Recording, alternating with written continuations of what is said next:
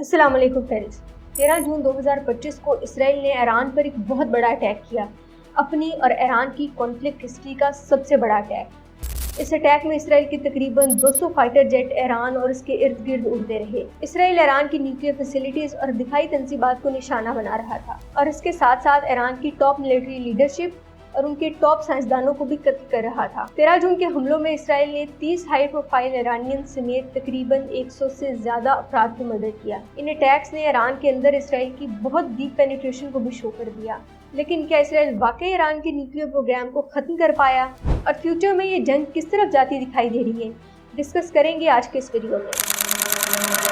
Iran पिछली कई दहाइयों से न्यूक्लियर ताकत बनने की कोशिश कर रहा है, लेकिन उसे इसमें कामयाबी नहीं मिल रही। एटम बम बनाने के लिए तकरीबन 93.5% इनरिच्ड यूरेनियम 235 की ज़रूरत होती है।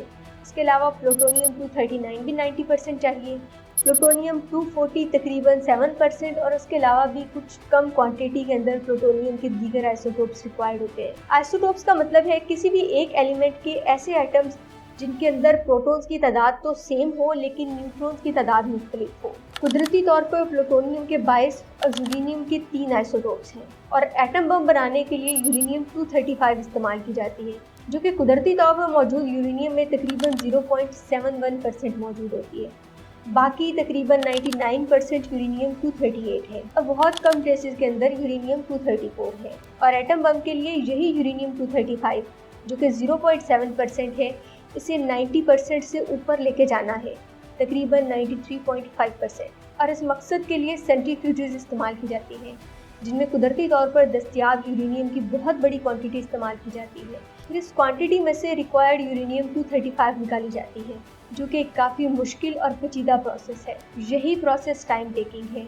इसी प्रोसेस से वेस्ट ईरान को रोकना चाहता है, जब भी वो ईरान के साइंसदानों को निशाना बनाता रहता है। और अब तक की रिपोर्ट्स के मुताबिक ईरान तकरीबन 60% यूरेनियम इनरिच कर चुका है और इसकी क्वांटिटी लगभग 400 किलोग्राम है। तो क्या इसराइल ने ईरान पर अपने इस हमले की मदद से 200 जहाज़ों के हमले की मदद से ईरान की न्यूक्लियर पावर बनने की सलाहियत को छीन लिया है? और जब उनके टॉप साइंटिस्ट भी मारे जा चुके हैं, तो क्या ईरान कभी न्यूक्लियर पावर बनेगा? सबसे पहली बात तो ये कि इसराइल का ये अटैक कोई सरप्राइज अटैक नहीं है। काफ़ी दिनों से पता था कि इसराइल किसी भी वक्त ईरान पर हमला कर सकता है। तो ऐसे में इस बात का 1% चांस भी नहीं है कि जो यूरेनियम इनरिच हो चुकी थी वो ईरान ने वहीं पर अपनी न्यूक्लियर फैसिलिटीज़ के अंदर कहीं स्टोर कर रखी होगी। ईरान एक काफ़ी बड़ा मुल्क है, उसके अंदर यकीनी तौर पर बहुत सी ऐसी जगह होगी जहाँ पर वो उस यूरेनियम को छुपा सकता है जो उसने इनरिच की है। क्वांटिटी कोई बहुत ज़्यादा तो नहीं है, 400 kg को छुपाना कोई नामुमकिन काम तो नहीं है। ज़मीन के बहुत अंदर, बहुत गहराई में, किसी तह में, एक ऐसे मकाम पर जिसके बारे में किसी को कुछ पता ना हो। तो यकीनी तौर पर इसराइल इस न्यूक्लियर मटेरियल को हिट नहीं कर सका होगा। फिर दूसरा पॉइंट है वो एक्चुअल न्यूक्लियर साइट्स जहाँ पे हिट किया गया, जहाँ पर सेंट्रीफ्यूजेस मौजूद थे और यूरेनियम इनरिच की जा रही थी। एक ऐसा मुल्क जो पिछले कई सालों से एटम बम बनाने की कोशिश कर रहा है, उसने अपने सेंट्रीफ्यूजेस को यूं ज़मीन पर ओपन ही छोड़ दिया होगा कि आओ इसराइल वालों जहाज़ लेकर आओ और बम मारो और ख़त्म कर दो सब कुछ। यकीनी तौर पर इन सेंट्रीफ्यूजेस की हिफाजत के लिए ईरान ने अपने तौर पर बेहतरीन इंतज़ाम किए होंगे। ज़्यादातर चांसेस हैं कि सिर्फ लोकेशंस ही हिट हुई। इन लोकेशंस पर गहराई में मौजूद जो एक्चुअल न्यूक्लियर साइट्स हैं वो महफूज रही हैं। लेकिन यहाँ एक बहुत अहम सवाल जो बहुत से लोगों के जहनों में है कि ईरान अपना दिफा क्यों नहीं कर सका है। ईरान के पास तो रशिया का एयर डिफेंस सिस्टम S-300 भी मौजूद था और अपना 373 बावर भी था। तो फ्रेंड्स, किसी भी मुल्क के ऐसे अटैक्स से बचने के लिए ज़रूरी है कि उसके पास एक स्ट्रॉन्ग एयरफोर्स मौजूद हो। लेकिन ईरान के पास जो जहाज़ मौजूद हैं वो तो बहुत पुराने हैं। लेकिन इसराइल तो F-35 लेकर आया था, जो कि 5th जनरेशन का एक मॉडर्न स्टेल्थ फाइटर जेट है। ये तो आसानी से किसी रडार की पकड़ में भी नहीं आता। ईरानी मीडिया 2 F-35 को गिराने का दावा भी कर रहा है और अगर ये कंफर्म हो जाता है तो ये यकीनन ईरान की एक बहुत बड़ी कामयाबी है। जहाँ तक न्यूक्लियर प्रोग्राम का ताल्लुक है, उसके लिए तो इतवार को सब टेबल पे बैठ रहे थे ना। हो सकता है कोई मस्बत पेशरफ्त हो जाती, ईरान किसी डील पर रजामंद हो जाता और वो 2015 ही जैसी कोई और डील करके पीछे हट जाता।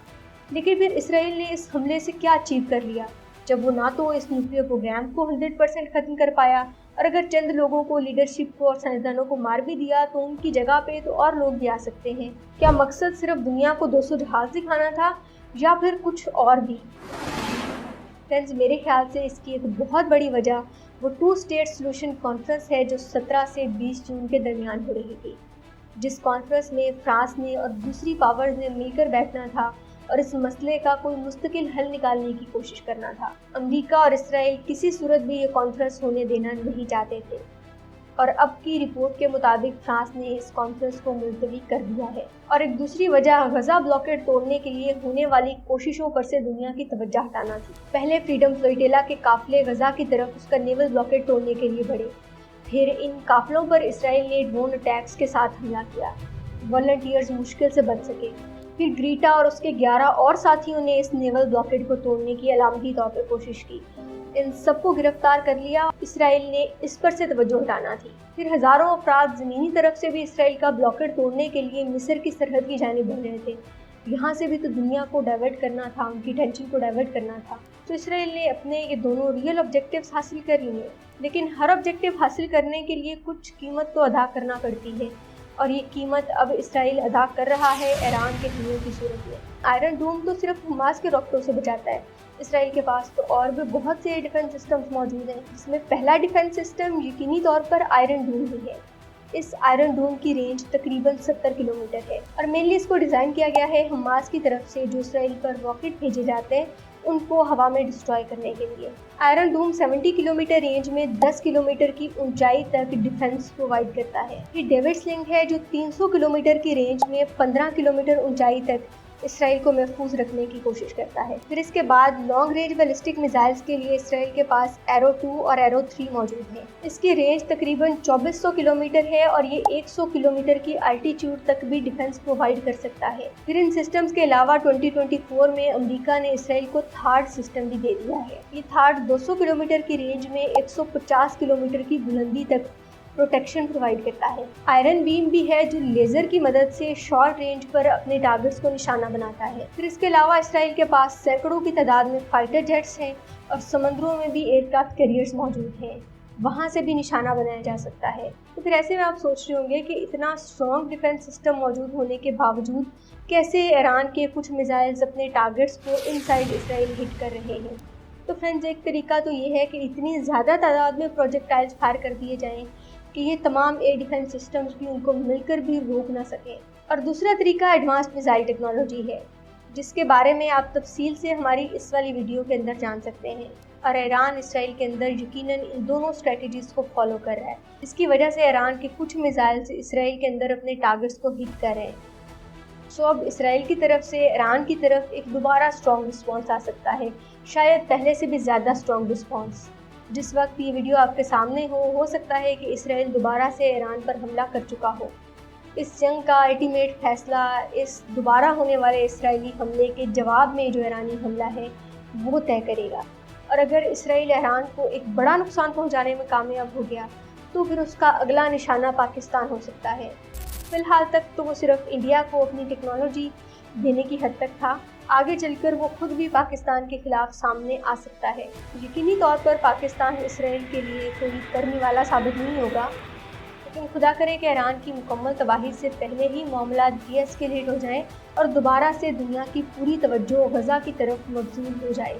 नेक्स्ट वीडियो तक के लिए अल्लाह हाफ़िज़।